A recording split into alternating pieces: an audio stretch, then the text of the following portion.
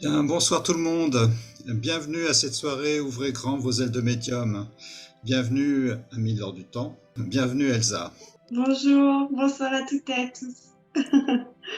Elsa est enseignante de yoga, elle est médium aussi. Elsa est initiée aux pratiques chamaniques, des pratiques qu'elle a acquises en Occident et en Amazonie. Pour la petite histoire, nous nous sommes rencontrés, c'est il y a à peu près 8-9 ans. Nous avions initié une conversation sur l'Inde, sur la spiritualité indienne et aussi sur son activité de prof de yoga.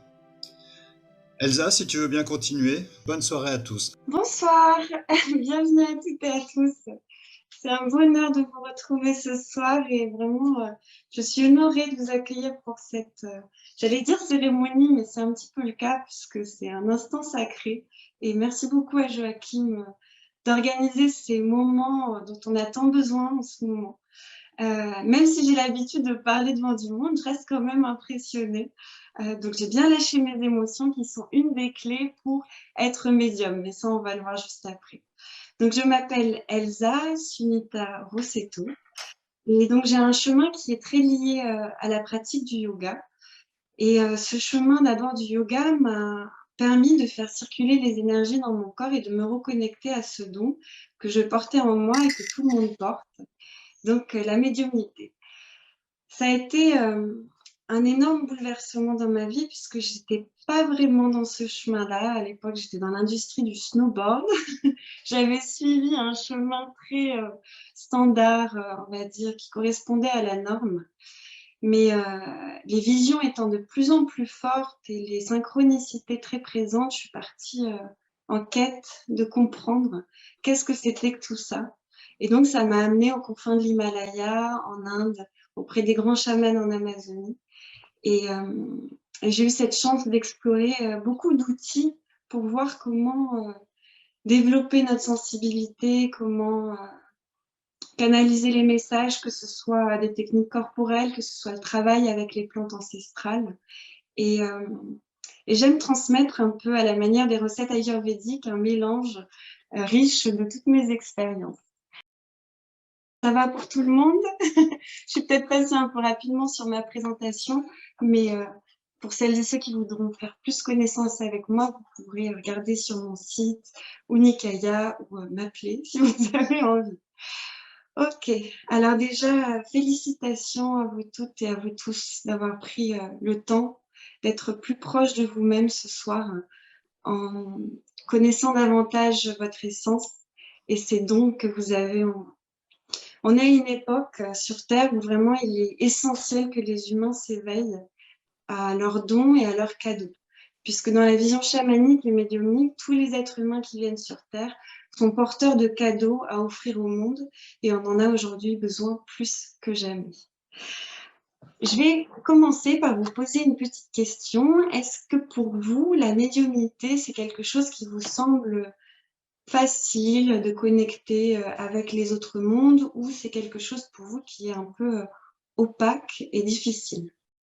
Et ensuite, je vais revenir sur la définition de médiumnité. Donc, vous avez un petit euh, espace de discussion si vous voulez commenter dedans. Et je vais commencer donc à vous parler de la définition de la médiumnité. Je veux bien que vous me partagiez si pour vous c'est quelque chose, vous sentez que vous êtes à l'aise ou au contraire vous avez des blocages. Donc quand on parle de médiumnité, de quoi on parle? On parle de cette capacité à voir au-delà de la matière et à être intermédiaire entre les mondes.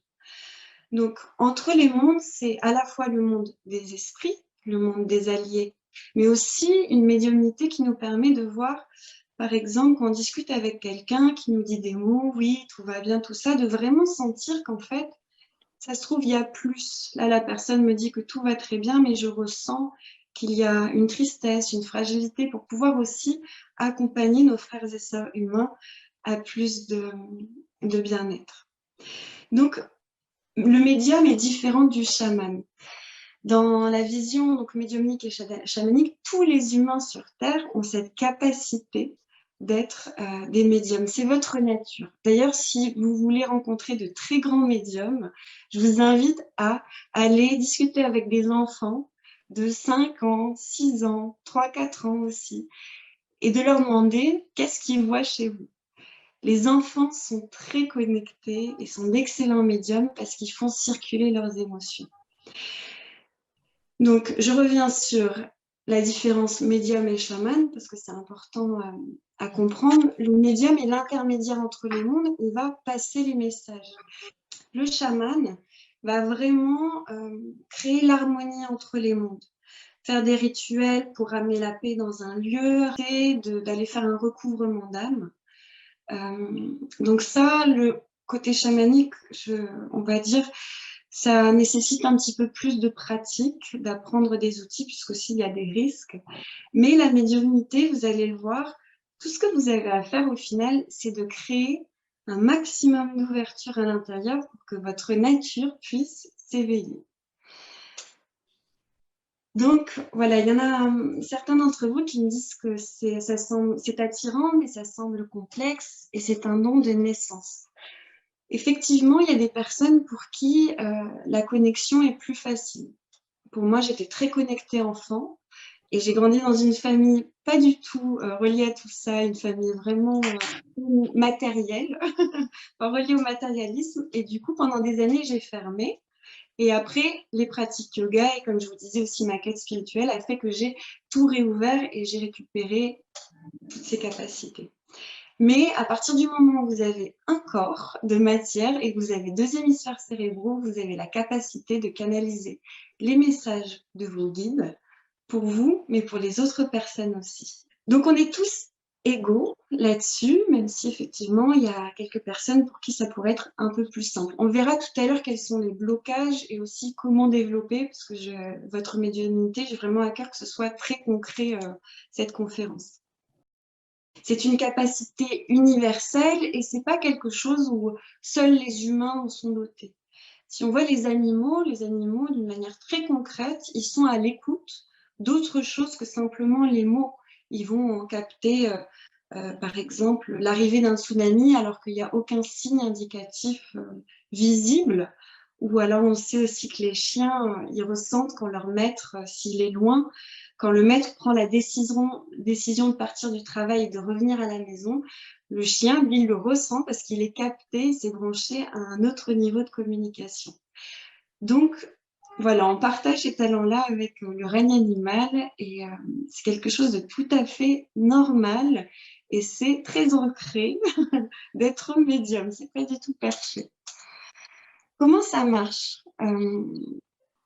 Donc, la médiumnité, la clairvoyance, la clairsentience ou être clairaudient. C'est donc soit vous avez des images, soit vous ressentez dans votre corps, soit vous sentez des parfums ou vous entendez des mots. Pour les visions, donc je vais vous parler des visions parce que moi je suis clairvoyante, donc vraiment je vois les images des guides, les histoires des personnes. Donc c'est de cela dont je peux plus facilement vous parler. Pour la clairvoyance, c'est l'hémisphère, si vous voulez, c'est votre hémisphère cérébral du côté droit qui va vous permettre de vous connecter à votre médiumnité. Donc c'est ce qu'on appelle le cerveau créatif. Et c'est pour ça que beaucoup de personnes se demandent, peut-être c'est votre cas aussi, est-ce que c'est moi qui ai imaginé ou est-ce que j'ai bien capté un message du monde des guides? Il faut vous dire, c'est comme si vous aviez une porte dans une maison qui vous permet à la fois de sortir de la maison ou de rentrer dans la maison. C'est la même chose pour capter ces messages qui sont très fins. Votre créativité, ça va être un mouvement plutôt vers l'extérieur. Et le fait de canaliser les messages, dans le ressenti, c'est plus vers l'intérieur. Pour être sûr qu'on est en train de faire appel à notre don de médium, notre corps, dans son infinie sagesse, souvent envoie des signaux qui sont difficiles à créer par nous-mêmes, à savoir des frissons, du bout des doigts jusqu'au sommet du crâne, le cœur qui s'agite, une sensation de chaud, froid, des picotements. Est-ce que ça vous parle? Est-ce que vous avez déjà ressenti des choses comme ça dans des lieux un peu particuliers ou en discutant avec des personnes ou si, Je ne sais pas si quelqu'un vous dit quelque chose sur votre vie et ça, et ça vous parle. Alors oui, il y a Julie qui dit oui, des frissons, engourdissements. Tout ça, c'est vraiment une aide précieuse pour vous dire, ok, là, ça, je ne suis pas en train de l'inventer. Puisque une des choses qui peut vous bloquer dans votre médiumnité, c'est de vous attendre à ce que ça apparaisse d'une manière très précise. Et alors que vous êtes unique et que votre manière que votre corps a de vous communiquer les visions, les informations, elle est unique aussi.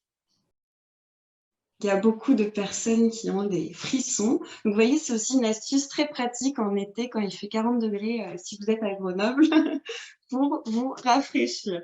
Donc, est-ce que être médium et oser rayonner notre facette de médium, ça fait de nous des personnes un peu folles? Ou est-ce que plutôt on pourrait se dire, parce qu'il y a ce terme souvent qui est utilisé, que ce sont des thématiques un peu perchées, mais je vous invite vraiment à voir ça comme, au lieu de perché, c'est très connecté.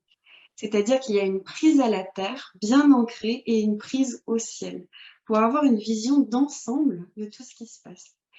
Et cette médiumnité qui est très incarnée, puisque bien sûr on a besoin de médiums qui soient bien présents, pas des humains qui sont des petits oiseaux un peu tout flottants. Cette médiumnité très ancrée, elle va vous permettre beaucoup de choses dans votre quotidien. Donc là, je vais déjà vous parler des bénéfices et ensuite, on va voir ce qui peut vous bloquer et ensuite, comment faire au quotidien pour développer ce dont vous avez. Cette médiumnité vous permet à la fois d'être une boussole précieuse dans votre vie pour prendre des décisions, pour savoir dans quelle direction aller pour la suite de votre vie. C'est aussi une invitation à l'autonomie, c'est-à-dire que vous arrêtez de demander les réponses à l'extérieur et vous allez vraiment pour vous-même, en faisant des voyages de la conscience ou en demandant des informations à vos guides, avoir les infos vraiment pour vous. Voilà, ça permet vraiment de s'ouvrir à nous-mêmes, de s'ouvrir à la vie autour de nous. C'est un outil merveilleux d'émerveillement dans une société qui est quand même assez grise et assez morose. Ça nous permet vraiment de regarder le monde avec des yeux lumineux comme les enfants. Ça permet du coup aussi du fait qu'on soit en train de s'émerveiller, qu'on se connaisse mieux. Ça nous permet d'être en meilleure santé. Et pourquoi ça aide à rester, à vivre plus longtemps sur Terre? Parce que pour nous, les médiums, pour vous aussi, la mort n'est pas un accident. Elle survient au moment où la personne ne trouve plus d'intérêt dans son expérience terrestre. Et donc, elle crée un contexte qui parfois peut sembler comme un accident pour, au final, que son âme quitte le corps et remonte dans l'univers. Donc, si on est sur Terre en train de se régaler, d'offrir nos talents, nos cadeaux au monde, puisque chacun d'entre vous, vous portez des choses très spécifiques à l'intérieur de vous et que vous êtes venus sur Terre aussi avec des missions de vie, des choses à réaliser pour votre épanouissement et puis pour le bien de tous, alors du coup, on a plus envie de rester sur cette belle planète, qui est, je le sais aussi parfois, challengeante. La médiumnité aussi, ça permet de se sentir soutenu, de se sentir aimé et entouré. Hier soir, j'étais un peu impressionnée de faire cette conférence, même si j'en ai eu fait d'autres par le passé avec beaucoup de monde en direct, une centaine de personnes, tout ça. Hier, j'étais très impressionnée.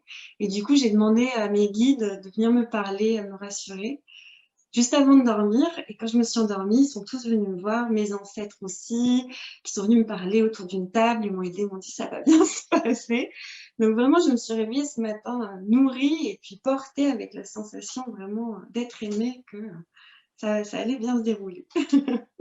Donc voilà, cette médiumnité aussi, une fois que vous allez vous accepter en fait aussi de grandir dans ce talent que vous avez, vous n'allez pas avoir besoin de changer de métier, vous n'allez pas avoir besoin de devenir médium à temps plein. Ça va être plutôt comme une aide supplémentaire dans votre quotidien. Moi, j'ai fait le choix de changer radicalement de vie pour vraiment transmettre cet amour du yoga, du chamanisme, de la médiumnité, parce que c'est une de mes grandes missions de vie. Mais pour vous, vous pouvez rester dans ce que vous faites. Et on a besoin justement d'humains qui ont ces talents techniques dans différents métiers, mais qui en plus ont l'intuition et la médiumnité. Je regarde un peu parce que j'ai noté les différents termes, vu que je sais que j'ai tendance à parler de manière un peu tentaculaire. Alors, qu'est-ce qui peut bloquer au quotidien? Est-ce qu'il y en a certains d'entre vous, certaines qui sentent que vraiment c'est un blocage, vous n'osez pas, ou vous captez, mais vous pensez qu'il vous manque peut-être des connaissances ou de la confiance en vous? Selon vous, quels sont les blocages que vous ressentez le plus dans votre capacité à ouvrir vos ailes de médium? Donc là, dans ce que vous partagez, il y a effectivement plusieurs points qui sont identifiés pour les médiums comme étant vraiment des points clés de bloquer notre connexion aux mondes invisibles, puisque, à nouveau, j'ai vraiment à cœur de vous le repartager, mais quand vous étiez enfant, vous étiez naturellement médium, voire même aussi un peu chaman.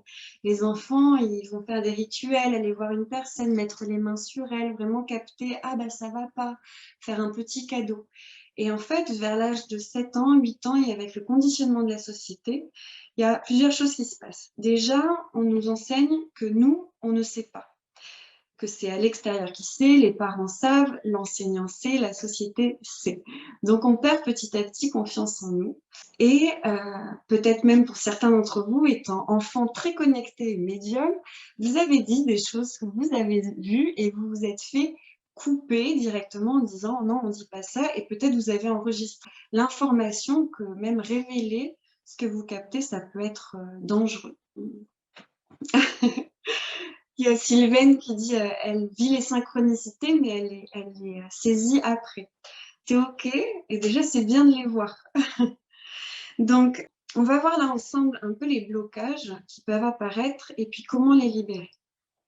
Juste avant ça, c'est important que vous visualisiez vous-même comme étant un arc-en-ciel avec plein de facettes de vous différentes à l'intérieur. C'est-à-dire que là, ce soir, vous me voyez en tant que Elsa, médium et enseignante, mais j'ai aussi dans ma vie une facette de sœur, une facette d'amie, une facette d'amoureuse. Et donc tous ces personnages-là, à l'intérieur de moi, à l'intérieur de vous, vous avez votre côté explorateur, clown, tout ça, ils ont tous de la médiumnité. Mais selon le vécu qu'on a, on ne va pas canaliser de la même manière les messages. Par exemple, mon côté sœur a enregistré que si je faisais appel à ma médiumnité quand je suis en interaction avec ma sœur, je crée un bazar pas possible. Donc étrangement, quand je suis en famille avec ma sœur, je capte moins les messages de mes guides. Ça, c'est important à comprendre qu'on a à l'intérieur des parties de nous, parfois qui viennent nous soutenir dans notre médiumnité et d'autres qui viennent nous saboter et qui nous disent « Non, non, alors surtout là, tu ne te connectes pas et tu révèles rien parce que ça va être le bazar et je vais te garder en sécurité. » Ça, c'est une des premières clés pour comprendre comment développer votre médiumnité, comment canaliser les messages de vos guides. C'est d'aller regarder à l'intérieur quelles sont les parties de vous qui ne vont pas bien, qui tyrannisent, qui peuvent avoir peur, parce qu'elles vont comme créer des interférences dans vos canaux pour capter les informations. Est-ce que vous comprenez ça? Je ne sais pas si je m'exprime bien, parce que c'est un point vraiment qui est essentiel et qui permet aussi d'accepter qu'il y a des contextes dans lesquels on est d'excellents médiums et d'autres où on a plus de mal. Et ça ne veut pas dire pour autant qu'on n'est pas des bons médiums. Dites-moi si ça vous parle ou si d'ailleurs vous avez vu peut-être le dessin animé Vice Versa, le dessin animé de Pixar où il y a plein de petits personnages. C'est vraiment dans cette idée-là. Puisque, par exemple, là, comme je disais, pour moi, de refaire cette conférence, je suis très enthousiaste, mais j'avais à l'intérieur de moi ma petite fille qui a enregistré aussi que faut pas trop dire les choses, qui tout le temps avait peur et presque aurait pu me saboter cette conférence en me faisant palpiter, perdre ma concentration et tout ça. Donc, je suis allée faire un voyage chamanique tout à l'heure pour parler à ma petite fille intérieure en me disant « Je sais que tu as peur, je comprends, on va lâcher les émotions et ça va bien se passer, mais je t'entends. » Puisque sinon, ça peut, du fait des émotions et de la peur, venir brouiller mon canal. C'est bien compris, yes. Donc, il y a ces personnages intérieurs et les émotions. Bien sûr que si vous êtes coincé dans un nuage d'émotions très sombres, que ce soit la peur, la colère, la tristesse, la jalousie, enfin toutes ces émotions super, ça vous fait comme un nuage noir. Et là, pour capter les messages de vos guides, que ce soit d'en haut, du monde du milieu ou même de l'intérieur depuis l'espace de votre cœur, ça va être compliqué. Donc, il faut lâcher les émotions. Donc, les émotions stockées sont un blocage. Les personnages à l'intérieur de nous, les parties de nous qui ne sont pas guéries ou qui ne sont pas prises en compte peuvent aussi vraiment vous bloquer dans vos dons médiumniques. L'hyperrationalisme, bien entendu, si vous vous dites oui, tout ça, ça n'existe pas, il y a peu de chances que vous puissiez ouvrir vos ailes et vraiment vous permettre d'entendre tous ces messages fabuleux qui vous sont envoyés. La négativité, qui peut être couplée avec le manque de confiance en soi, hein, bien sûr, j'y arriverai pas. Le manque de confiance en soi peut être sur certaines parties de vous, mais pas sur la totalité de votre être. Donc, le manque de confiance en soi, j'ai lu là sur certaines personnes qui disaient, voilà, je manque de confiance en moi, mais c'est une partie. Il y a des personnes chez qui, effectivement, je ressens aussi le manque de confiance dans le côté enfant. Et du coup, dans les pratiques, dans les stages aussi qu'on fait ensemble ou les formations que je mène, on vient vraiment libérer l'émotion et aller capter à l'intérieur de vous un personnage ressource qui est puissant et qui ose s'exposer et tendre la main aussi à la partie de vous qui manque de confiance ou qui a peur. Le stress peut aussi vous bloquer dans la capacité à capter les messages. Il y a l'alimentation aussi, si vous mangez tout le temps je sais pas, du coca avec de la mayo et des choses très lourdes en fait, dont c'est pas mauvais en soi, hein. Je suis pas en train de dire ça. Je dis juste, si vous mangez des choses qui sont à des vibrations très basses, ça va faire que votre corps, votre cœur, votre tête, vous allez vibrer à ces fréquences-là. Et pour capter les messages des guides, il faut avoir de l'espace et vibrer dans des fréquences hautes. Donc plutôt manger des choses vivantes, variées, bien sûr, puisque si on mange tout le temps des légumes, mais qu'on en devient rigide et tyrannique, ben en fait, on n'est plus tellement dans la joie. Je peux vous partager ça parce que j'ai été aussi très extrême dans les modes d'alimentation et j'en suis revenue. Donc, voilà, l'alimentation aussi peut bloquer. La peur de ne pas y arriver, aussi vous dire, ah ben non, mais en fait, si j'y arrive pas, c'est une catastrophe et tout va s'effondrer. Alors là, dans cette sensation-là, il y a un super allié qui intervient, qui est l'ego, et qui veut à tout prix vous protéger, en fait, au final. Donc, l'ego aussi peut être un énorme frein à la connexion de votre médiumnité. Mais la bonne nouvelle, c'est que tous ces freins-là peuvent être libérés et que ça s'apprend et que ça se retrouve très vite, même comme ça, dans l'instant. Pour celles et ceux qui peuvent avoir du mal à se dire, bah voilà, de toute façon, si vous êtes là ce soir, c'est qu'il y a une partie de vous qui a envie d'aller vers ces dons, d'ouvrir, de connecter à tout ça, mais pour autant, vous pouvez avoir à l'intérieur de vous des parties qui résistent, qui ont de la peine. J'aimerais m'inscrire à un stage, mais j'ose pas vraiment y aller. Donc ça veut dire qu'il y a une partie de vous qui a envie de développer les talents et d'autres à l'intérieur qui freinent. Donc c'est OK, on apprend aussi à les identifier, à les libérer. Je pense que pour les freins, c'est assez clair puisqu'on comprend rapidement comment on a pu se faire conditionner et perdre la connexion à notre vraie nature. La bonne nouvelle, c'est qu'au plus vous vous guérissez, au plus vous prenez soin de vous, au plus vous vous faites du bien, au plus vous devenez d'excellents médiums. Donc, on va voir ensemble comment faire pour développer ces talents de médiumnité et capter le message de vos guides. Je vais vous parler donc de deux visions, puisque ce sont les enseignements que j'ai reçus à la fois des chamans d'Amazonie, mais aussi d'enseignants en Occident, et puis aussi d'autres choses qui m'ont été transmises par mes guides. On va commencer par la version la plus intense, pour ceux qui ont un esprit d'aventure, et ensuite on va aller vers ce qui est accessible au quotidien à faire pour développer votre don.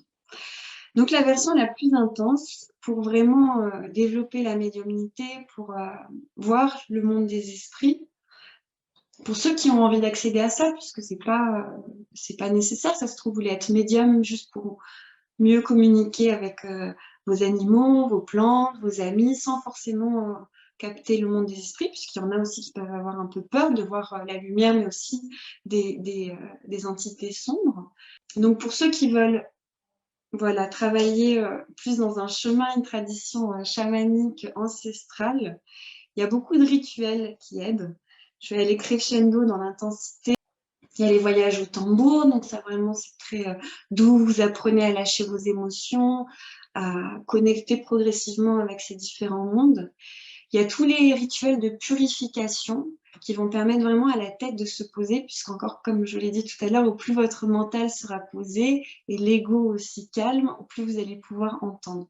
Donc il y a tout ce qui est huile de sudation, les quêtes de vision. Après, bon, danse du soleil, là, c'est déjà des rituels très intenses. Et puis, elle travaille avec les plantes. Donc, le travail avec les plantes, vous avez aussi le choix dans l'intensité. Vous pouvez commencer par prendre des bains de plantes. Vous nettoyez avec des plantes que vous avez cueillies dans la nature. Vous les avez mis dans de l'eau, fait chauffer au soleil. Vous vous lavez avec ça. Déjà, ça, c'est une chose que vous pouvez faire aussi chez vous. Laissez les pétales de rose ou les brins de romarin sur votre corps. Pas vous laver avec d'autres choses que ça, juste les plantes. Et allez vous coucher. Puis demandez à vos guides d'avoir des beaux rêves. Après, le travail avec les plantes, c'est ce qu'on appelle aussi les diètes chamaniques. Donc, ça veut dire s'isoler dans la nature, être supervisé d'un chaman, puisqu'on devient vraiment extrêmement sensible et on ressent les émotions des personnes, les intentions aussi à 50, 100, 200 mètres. Et l'enseignement provient directement des plantes. Donc, ce n'est pas le chaman qui, comme nous en Occident, va nous dire petit A, petit B, petit C, voilà ce qu'on va apprendre. C'est vraiment, on vient ingurgiter la plante, on est isolé, on jeûne ou on diète, c'est-à-dire sans sucre, sans huile. C'est assez basique hein, comme alimentation, mais c'est pour que la plante puisse vraiment se déployer à l'intérieur et nous transmettre ses enseignements. Et donc ensuite, elle nous parle la nuit à travers des rêves ou la journée dans les visions. Donc je ne parle pas forcément là de l'ayahuasca pour celles et ceux qui connaissent du peyote ou d'autres choses, d'autres plantes maîtresses de ce type-là. On les appelle les plantes maîtresses parce que ce sont elles qui viennent nous enseigner. Parce qu'en Occident, on entend beaucoup parler de l'ayahuasca comme étant la clé et à la connexion au monde des esprits, mais vraiment pour les chamans, les shipibos en Amazonie et les maestros avec qui j'ai diété, l'ayahuasca est juste un révélateur et donc ce sont toutes les autres plantes qu'on va diéter, ce sont elles qui développent notre pouvoir, nos perceptions, notre ouverture, notre guérison. Et l'ayahuasca, ponctuellement, en cérémonie, va aider à vraiment comprendre. Donc, si vous êtes intéressé par ces choses-là, les diètes des plantes, c'est important de savoir que c'est un chemin qui demande beaucoup de dévotion, de le faire vraiment de manière sécurisée, puisqu'aujourd'hui, on peut le voir sur les réseaux sociaux, on entend parler et avoir l'impression que c'est quelque chose qui se fait comme ça, mais ça demande vraiment une vraie préparation et que vous sentiez vraiment en confiance avec la personne avec qui vous allez faire ce chemin. Et si vous sentez cet appel, vous ne savez pas vers qui vous tournez, vous pouvez m'écrire et je vous mettrai en lien avec des personnes en Europe ou en Occident qui pourraient vous accompagner. Donc ça, c'était pour la partie intense des personnes qui ont aussi l'esprit d'aventure. Si vous voulez plutôt de manière, on va dire plus douce, mais pour autant tout aussi efficace, développer votre médiumnité, la clé numéro 1, c'est de bouger votre corps. Puisque, comme on a vu tout à l'heure, l'ego et le mental vraiment peuvent nous bloquer. Une des choses qui se passe, on le voit indirectement, dès qu'on se met à ressasser des idées un peu sombres, le corps se ferme, la respiration s'arrête, on peut serrer un peu les mâchoires, et alors là, en termes de disponibilité pour écouter les messages, ça devient compliqué. Donc, mettez-vous en mouvement. que ce soit de la danse, du yoga, du karaté, aller marcher en nature, vous faites cuisiner aussi en écoutant de la musique, vous faites ce qui vous fait du bien. Libérez votre tête, libérez l'emprise du mental. Puisque le mental et l'ego vont nous raconter tout type d'histoires et souvent aussi tourner en boucle sur les histoires un peu sombres. Et si notre écoute intérieure est occupée par ces histoires qui sont racontées, c'est difficile d'être disponible aux autres messages plus subtils qui sont envoyés. Donc pour libérer la tête, c'est le mouvement, c'est votre respiration, c'est chanter, danser, vous nourrir de choses vraiment qui vous allègent le cœur, l'esprit. Libérez vos émotions. Donc, ce qu'on a vu tout à l'heure, c'est que si jamais vous avez des parties de vous qui sont coincées dans de la colère, de la tristesse, une rage pas possible, puisque bien sûr, on traverse toutes et tous ça, ça va être difficile de capter les messages de vos guides. Donc, c'est lâcher les émotions, mais vraiment pleinement. C'est pas je médite sur lâcher ma colère. C'est comme les enfants, c'est piquer une crise, de vraiment d'aller lâcher, de sortir la voix, de tirer la langue. Si vous habitez en appartement, vous pouvez pas faire ça à la maison. Allez dans une forêt, tournez-vous vers un espace qui soit ouvert avec des arbres, peut-être il y a de l'eau et vous y allez, vous hurlez tout ce que vous avez à hurler, toute cette injustice, tous ces... Sylvain dit que c'est sa grande fille qui fait une crise. Des fois, les enfants aussi libèrent pour nous. Hein. Vous savez, d'ailleurs, et les animaux aussi. Vous pouvez observer des fois s'il y a un chat qui passe juste devant vous, vous êtes dans un état un peu agité, puis le chat, il passe et il éternue ou il hérisse les poils. Ben, en fait, il nous aide aussi à lâcher ça. En Occident, on est extraordinaire pour garder nos émotions. Vous savez, non, ma peine, ma colère, ça fait que 10 ans que je la traîne. Je vois pas pourquoi je vais la lâcher. Sauf que bah, tout ce qu'on garde là, déjà, ça nous fait beaucoup de mal à l'intérieur. Et puis, ça nous empêche de vraiment capter toute cette magie, puisque ces parties-là de nous restent coincées dans des dynamiques qui sont douloureuses.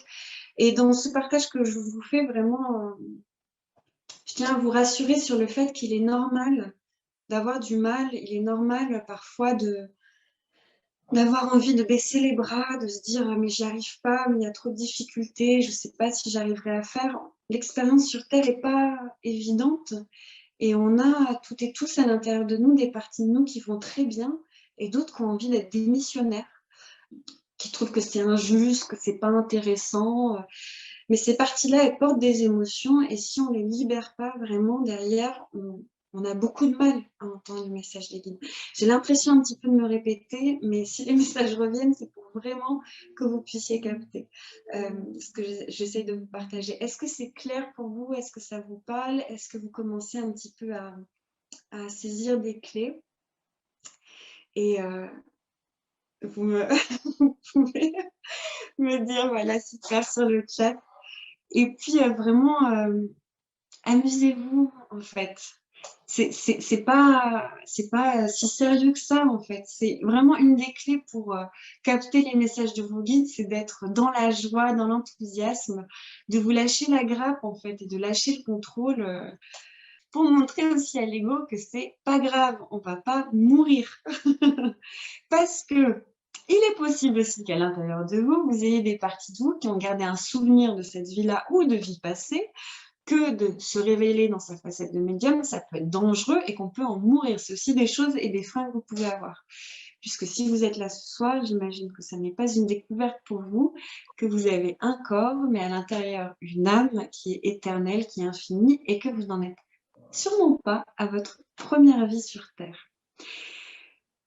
On dit souvent, encore plus en ce moment, qu'être une vieille âme, c'est quelque chose vraiment de super, parce qu'on est un peu sage et tout ça.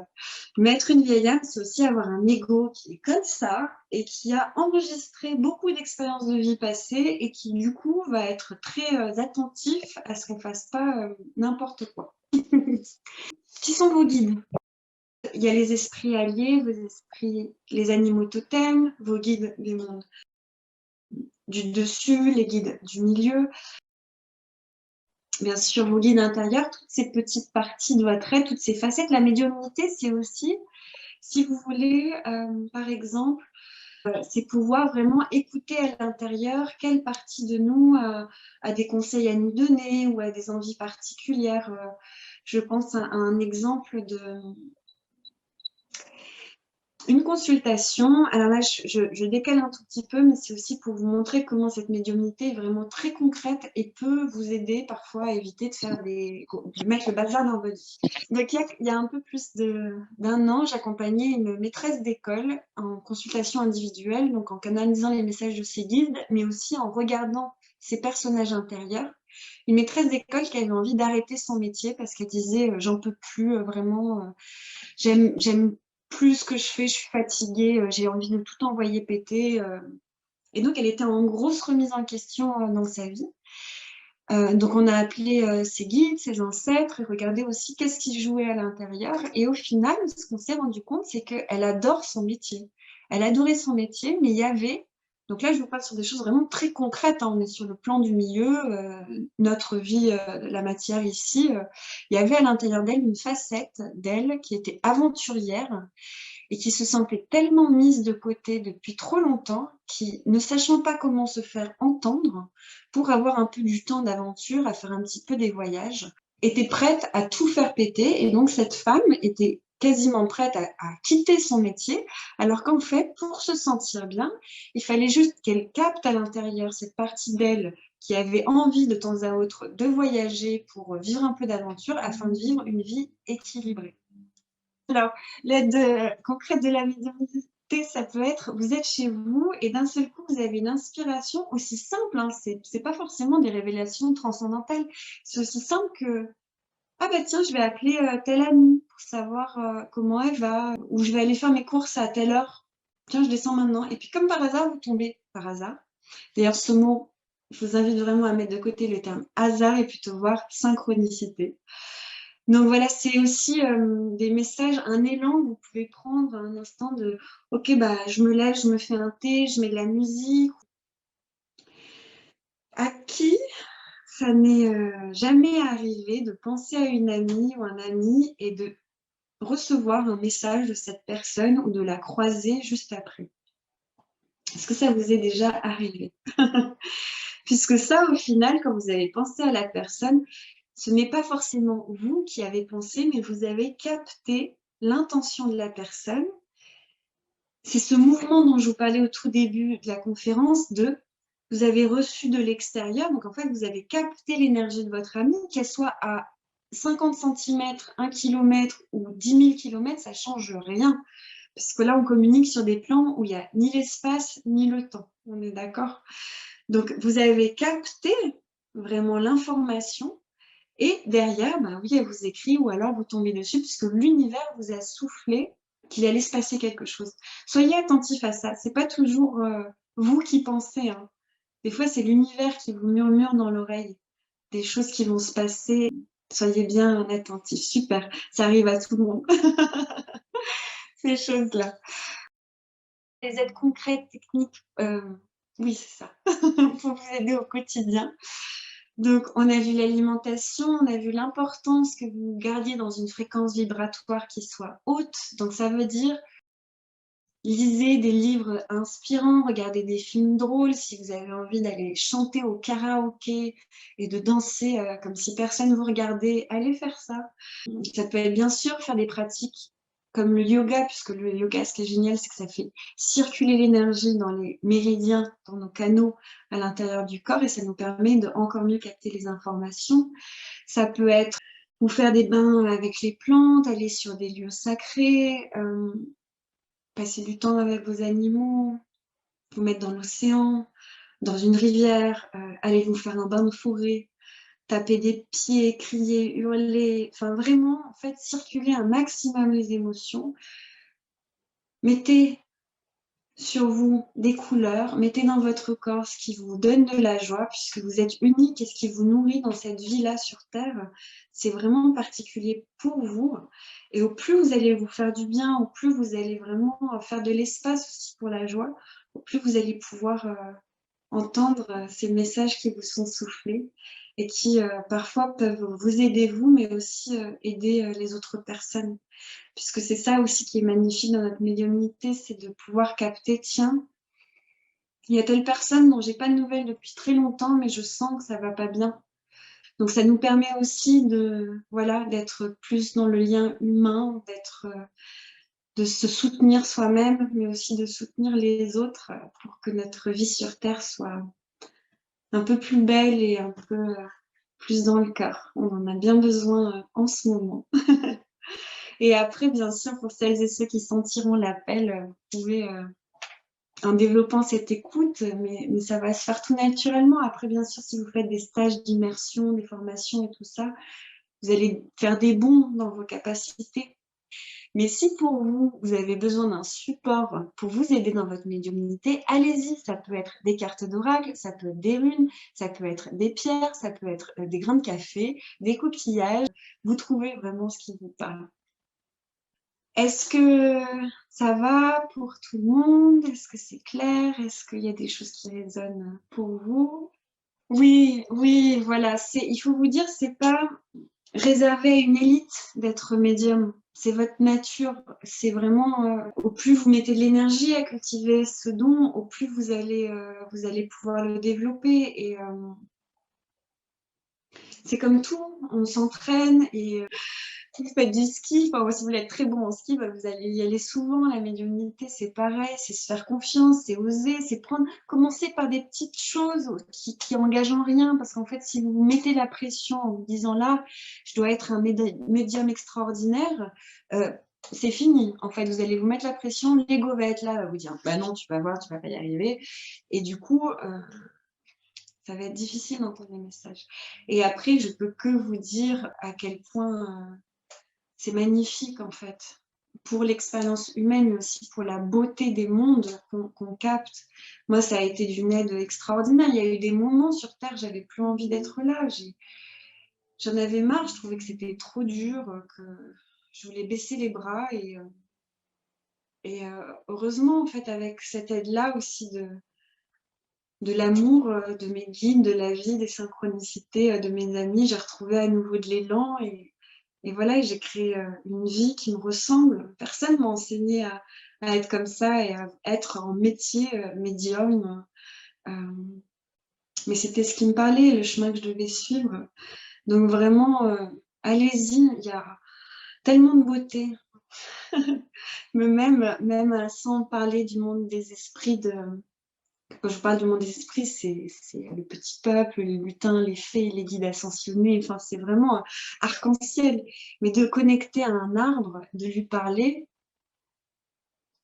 de lui demander qu'est-ce que tu as à me partager, ou un lieu, à demander au lieu, est-ce que tu peux m'enseigner des choses en se mettant vraiment dans le cœur, c'est super beau. Vraiment, je vous invite à vous amuser, à tester sur des petites choses. Voilà, effectivement, écoutez votre cœur et dans le flux de la vie, être émerveillé, c'est vraiment les clés puisque c'est une expérience qu'on vient faire sur Terre et à nouveau, c'est normal que ce soit pas tout le temps évident, qu'il y ait des côtés de vous qui ont envie d'y aller et d'autres pour qui c'est difficile parce que vous êtes multiples et parce que voilà, il y a des côtés de vous qui sont très avancés, qui savent faire et d'autres qui ont encore besoin d'aide. Et à nouveau, même si vous avez en vous cette facette de médium dont le rôle, c'est d'être purement le médium et de passer les messages, chacune de vos facettes, votre côté enfant intérieur, votre côté amante, votre côté aventurier, clown, homme d'affaires, femme d'affaires, tous ces personnages-là ont de la médiumnité. Et selon leur vécu, leur traumatisme, leur peur, vont réussir ou pas à capter les messages. Et puis parfois on tombe et on se relève. Alors, on me demande, Isabelle, juste avant, oui, il y a une formation. Donc, la formation à Grenoble a aussi la possibilité de bénéficier d'accompagnement individuel avec moi pour entendre des infos vraiment très concrètes et très précises sur vos potentiels, mais aussi là où vous vous sabotez. Être un bon médium, c'est aussi pouvoir dire ce qui est beau, mais ce qui n'est pas aussi facile à entendre et dépasser l'envie de d'être tout le temps aimé, parce que parfois on peut être amené à dire des choses qui sont pas faciles à entendre, mais c'est vraiment fait dans le cœur et de la part de vos guides pour vous aider. Merci à toutes et à tous. Je vous souhaite une belle soirée. Merci à Joachim. Et une dernière chose que l'on me souffle dans l'oreille, que je ne vous ai pas précisé, ce soir, avant de dormir, une fois que vous êtes tout doudou dans votre lit, là, comme ça, demandez à vos guides qui vous parlent au travers de vos rêves. C'est un des biais de communication qu'ils aiment bien emprunter. Et si vous voulez développer la médecine des rêves, particulièrement la plante à diéter dans les pratiques chamaniques, c'est le tabac, mais c'est pas le tabac des clopes qu'on voit chez nous, c'est un tabac pur, sacré, qu'on boit, qu'on prend dans le nez, parce que le tabac, c'est la plante de protection, mais aussi de connexion au monde des rêves, et on a beaucoup, beaucoup, beaucoup d'infos la nuit au travers des rêves. Voilà. Merci Elsa. Merci. Belle soirée à toutes et à tous.